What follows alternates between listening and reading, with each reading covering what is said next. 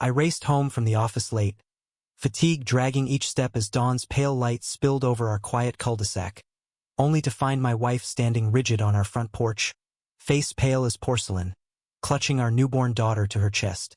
My heart thundered at the sight of her wide, terrified eyes and the towering figure of HOA Karen looming over her, index finger stabbing the air as her voice cut through the morning stillness. "You cannot have a baby in this community. Section 5.3 forbids children under 3 months in single-family homes." Panic surged through me, raw and immediate, as I flung open the door. Karen's eyes snapped to mine, a smug smile splitting her face. My blood boiled at her audacious decree, but before I could unleash my fury, Karen lifted her free hand, stapled violative notices clutched in trembling fingers. My wife's lips quivered as she motioned toward the crumpled citations pinned to her blouse. "She says we must give up our baby to appease the HOA." I tasted bile, then strained a breath to steady my voicino anger, only steel. With one deliberate motion, I peeled off my hoodie, revealing the Navy SEAL trident patch on my shirt beneath. Karen's smirk froze, her color drained.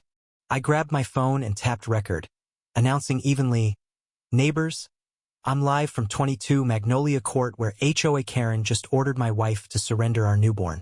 Let's set the record straight." The camera captured Karen's shocked gape and my wife's trembling relief. Comments exploded. "SEAL! Show her the badge." I held up my SEAL identification card, its holographic emblem glinting. Karen's composure shattered as she backed a step, voice faltering, "To enforce community bylaws." I advanced, tone calm but unyielding. "Bylaws drafted by civilians, not armed operators protecting this country. There's no clause banning infants. Show me the section." Karen's face contorted as she rifled through her binder of laminated rules. I turned the camera to our property deed and county health department certification for newborns.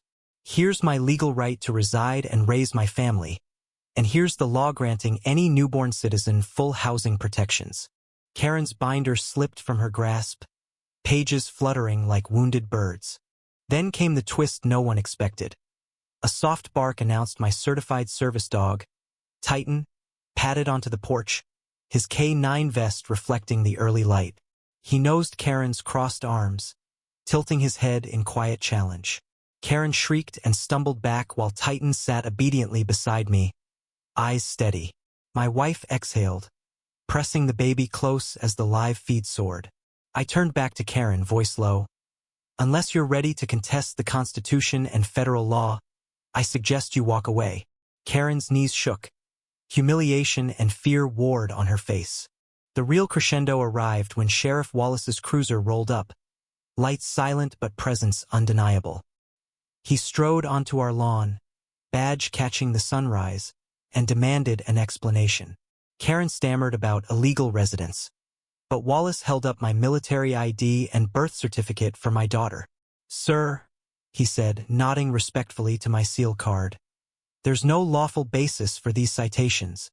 You're free to reside here with your family. Ma'am, you're cited for harassment and falsifying HOA documents." As he read the charges, Karen's broad shoulders slumped, tears shining on her cheeks. I signaled the camera for a final shot. Karen, reduced to shame, listening to her own authority collapse under the weight of truth. The sheriff's cruiser had barely disappeared around the bend when the neighborhood's reaction exploded in real time. My wife collapsed into my arms on the porch, tears of relief streaming down her cheeks, while our daughter nestled against her chest, untroubled by the drama. Neighbors poured into the street phones aloft, expressions a mix of awe and solidarity. Mrs. Jenkins, our next-door neighbor whose yard Karen had fined for overgrown daisies just weeks before, approached trembling, voice thick, and whispered, "Thank you for protecting your family and ours." Her husband stood beside her, pride gleaming in his eyes. The live stream comments surged, "Seal justice. Karen got owned. Respect." Yet amid the cheers, I felt the weight of responsibility pressing on my shoulders. My duty extended beyond this single encounter. I turned to the crowd, wrapping an arm around my wife, whose fragile frame had weathered the storm with unexpected strength. "Thank you, everyone, for standing with us. I said, voice measured yet charged with emotion.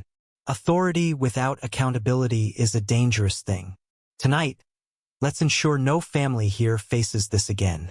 I hit end on the live stream and instructed Mrs. Jenkins to spare a room for me to set up a voluntary neighborhood watch system staffed by veterans and service members, focused on safety rather than petty enforcement. Over the next days, the incident dominated local news headlines: HOA harassment meets SEAL showdown, infant defense, neighborhood saves baby, and Karen's authority collapses under sea-level confidence. Editorials debated the boundaries of private governance and the role of armed service members in enforcing justice at home. Yet for me, the true victory lay in the quiet rebuilding of trust and community bonds. In collaboration with Sheriff Wallace, I organized a workshop on residents' right to read deeds, interpret local statutes, and respond to unauthorized enforcement. Charting our cul-de-sac under the morning sun, I guided neighbors through step-by-step tutorials on verifying HOA legitimacy, logging violations, and documenting incidents to law enforcement. Titan, my service dog now donned in a reflective vest, demonstrated perimeter checks and search protocols, delighting children who lined up to meet him. Meanwhile, HOA Karen faced repercussions. The County HOA Oversight Committee launched an investigation into her conduct, reviewing years of records and complaints. Several homeowners who had quietly suffered under her reign came forward, sharing stories of fines for trivial infractions: a misplaced welcome mat, an unapproved porch light, even a dangerous garden gnome. The committee's report was damning. Karen had repeatedly circumvented established procedures, misapplied bylaws, and used her authority to intimidate residents. She was stripped of her HOA presidency, banned from holding any future community office, and fined for harassment and falsification of documents. In her stead, an interim council was formed elected by the residents, with me as an honorary advisor. We drafted a new charter emphasizing transparency, proportional enforcement, and an appeals process reviewed by an independent panel. The document stamped out ambiguity by requiring any violation to include signed, verifiable evidence photos, timestamps, and witness statements before fines could be levied. Several weeks after the confrontation, the HOA held its first democratic election in years. Neighbors turned out in record numbers, their ballots reflecting a collective desire for fairness. Karen did not stand for re-election. Instead, I was approached by several residents asking if I'd consider a formal advisory role leveraging my leadership experience to guide our revamped governance. I accepted, not for power, but to ensure our community remained vigilant against any resurgence of arbitrary rule. The unexpected twist in our journey came when the HOA's fidelity bond insurer canceled coverage, citing high risk of arbitrary enforcement practices. Without insurance, any future board could face personal liability for misconduct, a protective measure we championed to dissuade misuse of authority. The board, newly constituted, thanked me for spearheading the bond requirement that aligned our community with best practices. As spring blossomed around the cul-de-sac, I hosted a barbecue to celebrate our new charter's first anniversary. Grill smoke curled around laughter-filled conversations. Children played tag under budding trees, and Titan lounged contentedly beneath my chair. My wife, radiant with the carefree joy of motherhood, nestled our daughter in a sling as neighbors shared stories of newfound peace. Under the oak tree at the center of our cul-de-sac, I unfurled a large canvas map of the neighborhood, marking points of interest: the site of Karen's last stand, now aptly dubbed Resolve Corner, the community garden where neighbors co-planted flowers, and the meeting area where workshops were held. I posed a final question for our gathering that evening: what empowers you to transform conflict into community strength? Neighbors chimed in, their answers echoing the shared theme of accountability, transparency, and unity. When the last embers of the fire pit glowed and families drifted home, I carried the final plate to the kitchen, pausing at the front window.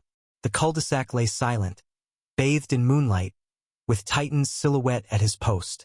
I felt a profound sense of closure and of beginning anew.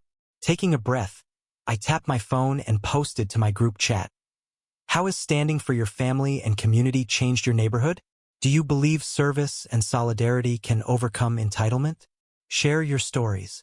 Then I closed my eyes, listening to the rustle of leaves and the distant hum of the world's challenges, confident that our voice, once a lone echo against Karen's shrill demands, had become a chorus for justice and compassion that would guide Magnolia Court for years to come.